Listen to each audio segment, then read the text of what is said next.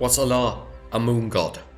Hugo Winckler, a German orientalist from the late 19th and early 20th centuries, proposed that Allah of Islam, the god of Islam, originated as a moon god in Arabian paganism. This hypothesis was then later copied by various Christian apologists, such as Robert Morey in his The Moon God Allah in Archaeology of the Middle East and his The Islamic Invasion, confronting the world's fastest growing religion. And the arguments that have been used to justify this hypothesis include the fact that Islam uses a lunar calendar based on the moon, that early Islamicate coins are adorned with crescents, together with the fact that the Kaaba contained a statue representing the god Hubal as the main deity, and it is claimed that he was associated both with the moon and the name Allah, the god, and finally, the use of moon imagery generally in Islam. These things are used to support this hypothesis that Allah, as the proper name deity, was some sort of pagan moon deity, and that this pagan moon deity was later inserted into an Abrahamic framework as a kind of syncretism. And here in this video I will discuss this view and why I find it unconvincing. First, we have the argument about Islam using a lunar calendar based upon the moon and its cycles, and a lunar calendar being referred to in the Quran as an argument for that Islam is deeply connected to the moon and thus Allah is probably originally a moon god. The fact that the Quran and Islam uses a lunar calendar is not any good evidence, as the Jewish tradition and several other Middle Eastern calendars are also lunar based. The moon and its cycles was just a practical measure of time used all over the Middle East during this time by various societies and civilizations that were not based around worship of moon gods as their primary deities. You see moon calendars used in the Aksumite Empire that had converted to Christianity by the time of Muhammad, and you also see it in old Mesopotamian religion as well, where they do have moon gods, but their worship was usually not centered around the moon.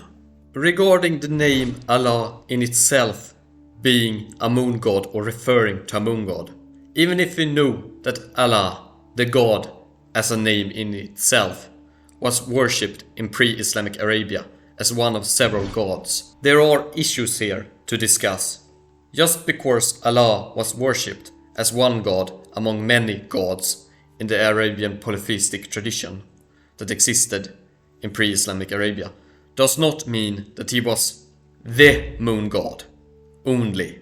In fact, moon associations were primarily connected to Sin, not Allah nor Hubal as names. In fact, even the claim that Hubal was a moon god seems, after my research, to be entirely unsubstantiated and just a claim made by Hugo Winckler. And then this claim was later adopted by later proponents of this hypothesis of Allah being through Hubal a moon god. And some of the Arabic writers that wrote the most about pre-Islamic Arabian religion, al-Azraqī and Hisham ibn al-Kalbi, never ascribed the moon to Hubal, which they ought to have done if he was a moon deity. And they described the deity in a lot of other ways too. So it is not like that we lack descriptions about the role of Hubal generally as a deity. Furthermore, outside of Arabic historical accounts about ancient pre-Islamic Arabian religion, archaeology offers very little connection between Hubal and the moon, or Allah and the moon, and again give further connections to other deities and other concepts associated with Hubal.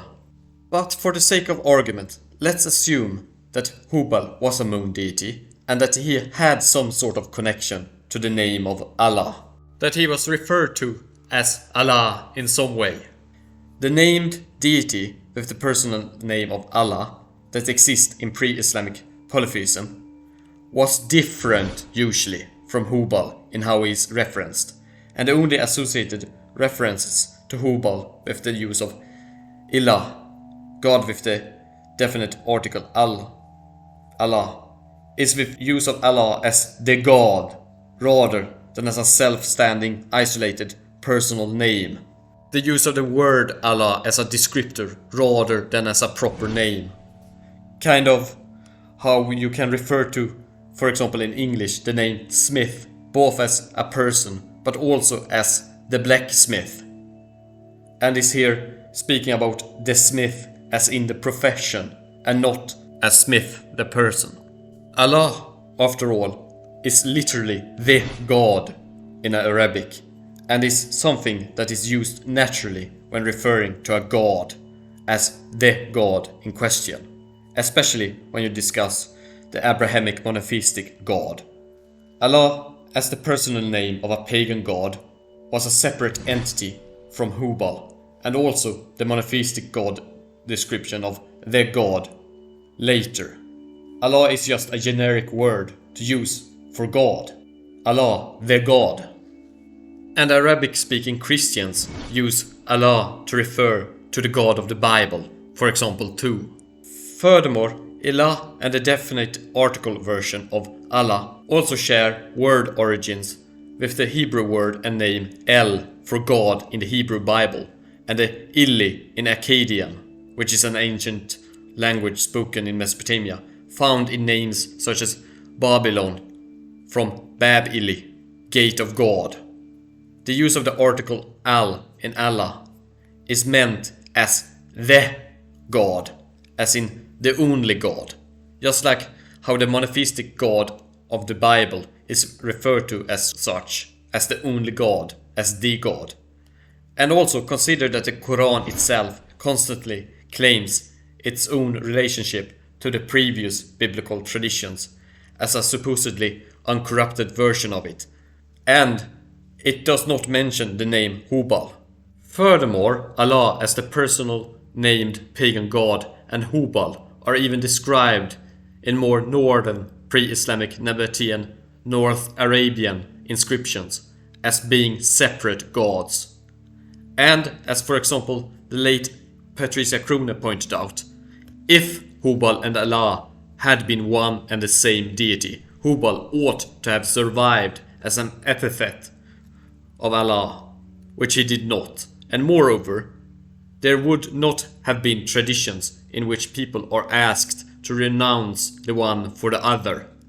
Patricia Crone is and was probably the most radical academic revisionist when it came to the early history of Islam, and she was definitely no defender of the traditional Islamic historic narrative about early Islam.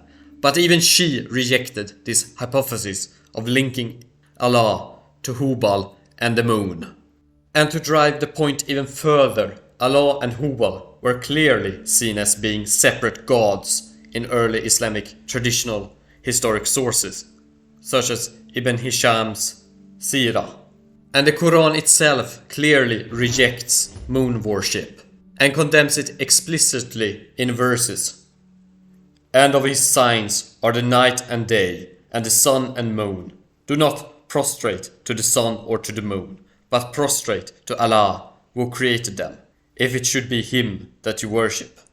If Allah was originally a moon god that got adopted into an Abrahamic framework, would it not be likely that the moon would be included in ritual prostrations? Instead, we see the opposite. And further evidence against this hypothesis that Allah was originally a moon god is that the Quranic Allah shares more similarity to the biblical god than to any sort of pagan concept of a moon god, and ought to be seen as a copy of previous Christian and Jewish traditions rather than a copy of some sort of pagan tradition that later got adopted and then later got changed to conform to older Abrahamic traditions. Rather, the borrowing seems to be a lot more direct from earlier Abrahamic traditions, rather than being a borrowing from some sort of pagan tradition that is then later modified.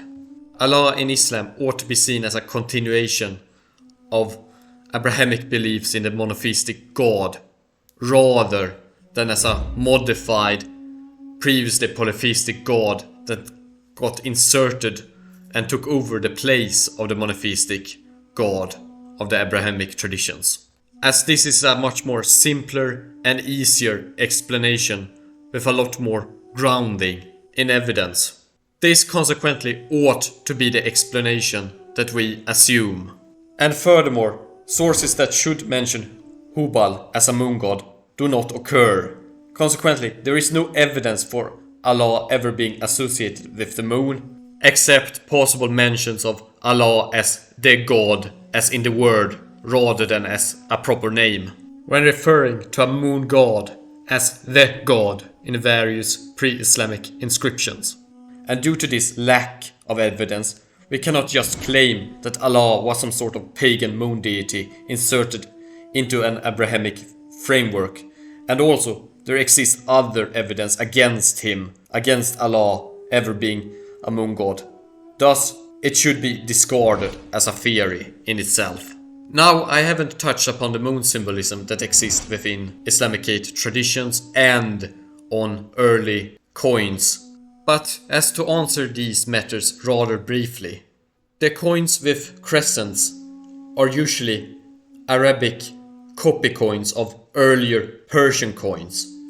Just like the early Umayyad Caliphate copied coins that were used by the Roman Empire and made very similar coins with similar symbols on them and similar iconography on them, including even crosses. So they also did with Persian coins, and Persian coins did have crescents, and this thus carried over to the later Umayyad era Arabic coins.